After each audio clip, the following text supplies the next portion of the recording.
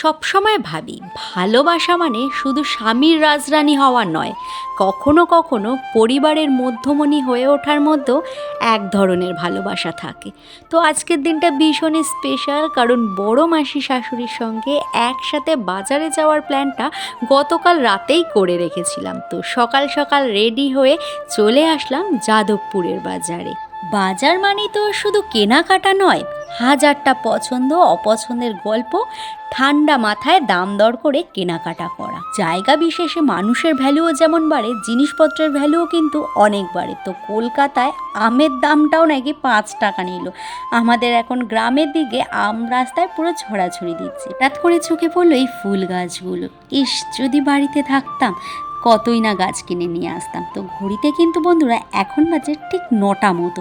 সকাল সকাল রোদের তাপ ওঠার আগেই আমরা সমস্ত কিছু কমপ্লিট করে বাড়ি চলে এসে সকালের জল খাবারে ছাতু, মুড়ি, গুড় নিয়ে বসে পড়লাম। চিনিটা যেহেতু আমি অ্যাভয়েড করি, তাই জন্য সমস্ত ম্যাক্সিমাম খাবারগুলোতে আমি গুড় দিয়ে খাই। বন্ধুরা, তোমরাও কিন্তু খেতে পারো। যেহেতু আমি কম তেল মশলা দিয়ে খাওয়া দাওয়া করি, তাই মাসি বলল, সুতপা তাহলে তুই মাছের ঝোলটা রান্না কর, আমি তোকে সব কেটে কুটে বেটে দিচ্ছি। তো মাসি সমস্ত কিছু রেডি করে দিল, আর আমি দেখলে তো কোনটুকখানি তেল ঢাললাম। এতটুকু তেল দিয়ে নাকি কেউ রান্না করতে পারে না, তাই সমস্ত সময় আমাকেই সবাই বলে তোমার নিজের রান্নাটা তুমি নিজেই করে নাও। এখানে মাসির আর আমার জন্য মাছের ঝোল আমি বানিয়ে নিচ্ছি। আলু, পটল, টমেটো, কাঁচা লঙ্কা দিয়ে তৈরি আমার মাছের ঝোল। স্নান সেরে ভগবানের নাম জপ করা কমপ্লিট করে আমি এখন চলে যাব দুপুরের খাওয়া দাওয়া করতে।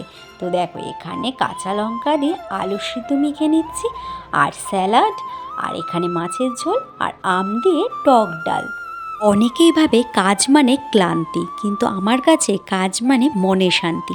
রান্না আর ঘরের মানুষ, এই তো জীবনের আসল সুখ, তাই না বন্ধুরা? আজকের মতো ব্লগটা এই পর্যন্ত। যদি ভালো লেগে থাকে অবশ্যই একটি কমেন্ট করে দিও। টাটা।